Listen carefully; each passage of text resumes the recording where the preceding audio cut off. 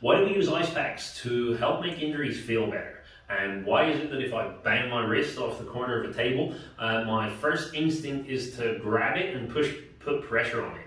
In this video, I'm going to talk about the gate control theory of pain and how it can affect our sensation of pain. So, to understand how the gate control theory of pain works, really the first thing you need to understand is what's going on in terms of the joint receptors in my body. So let's stick with this example of my wrist.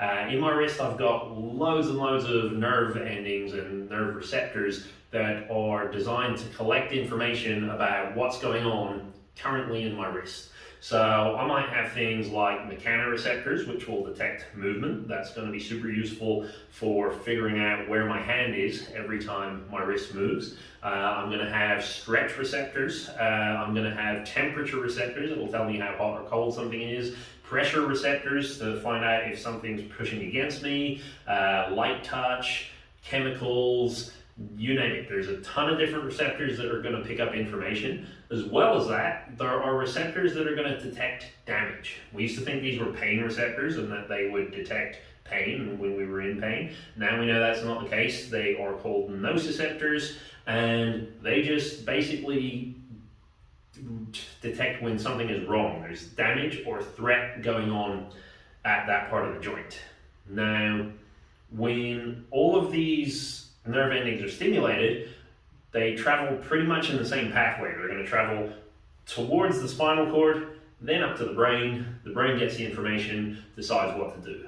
Now, one of the interesting things is that nociceptors, if you remember, those are the ones that detect threat or damage, actually travel much slower than most of the other receptors. And in the gate control theory of pain, it was postulated that the other receptors, if there was more information coming from them, then actually the nociceptors would get blocked out completely. So if I had loads of information coming into my spinal cord around temperature or pressure or movement or stretch or chemicals, then there wouldn't be enough space for the nociceptive information to even get through to the spinal cord, and therefore it doesn't even travel up to my brain.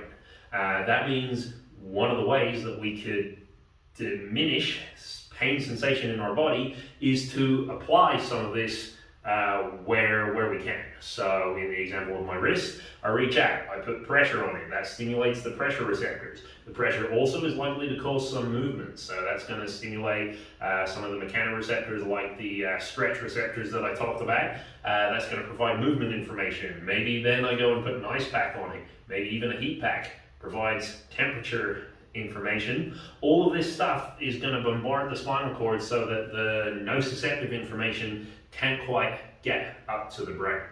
Now, this is a really good analogy for kind of how our brain deals with pain. Actually, gate control theory is a bit outdated. It's not quite how it currently works, but it's still useful in that a lot of what I just said is true. The nociceptive information is going to move slower, and while it's not going to get blocked out completely, if the brain has other stuff to deal with, it's probably going to be perceived as much less of a threat or much less of a current priority. And with that in mind, you probably can reduce your pain experience just by incorporating some of those things. So as we remember, temperature, touch, pressure, movement, all those things can be really good. Anything you can do that doesn't increase the pain sensation is likely to keep the brain occupied doing stuff so that it doesn't have to focus on, is this supposed to be hurting?